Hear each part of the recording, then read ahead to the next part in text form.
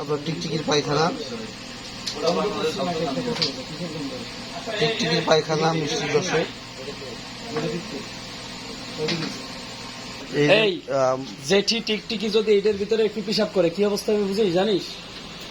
এভাবে মুখ রাখিস, মুখ ময়লা পাশাপাশি করতেছে। মিটারটা স্কোর এই টিস্যুগুলো জায়গায় মতো জায়গায় আগে জায়গায় খায়। মিষ্টির কারখানা মনে হচ্ছে ময়লার ভাগার। তো এটা কি মিষ্টির কারখানা নাকি ডাস্টবিন, এটা বোঝা। কোন জায়গায় ফেলাবে একটু ফেলাবে। আপনার স্বাদের মজাদার মিষ্টি তৈরি হচ্ছে এমন পরিবেশে আপনি একটু দেখেন। ফেলে কিন্তু এখনো দেয় না, এটা এখানে এনে রাখে।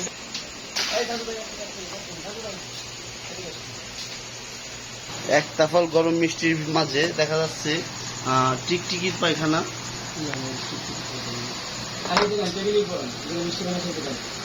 আপনারা দেখছেন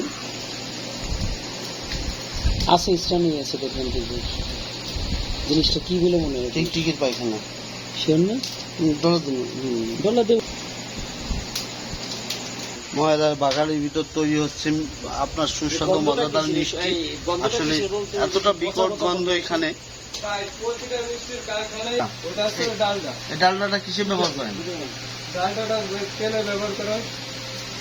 মানে ওই যে চমচম করতে যে তেলের দাম বাড়ছে, মিষ্টির দাম বাড়াও, ডালটা ব্যবহার করো কেন? তেল ব্যবহার করো। ডালডাটা ব্যবহার করেন কি আপনার ওই যে ইসে চমচম বাজতে? কালো জাম বাঁধার জন্য গন্ধ আসে না?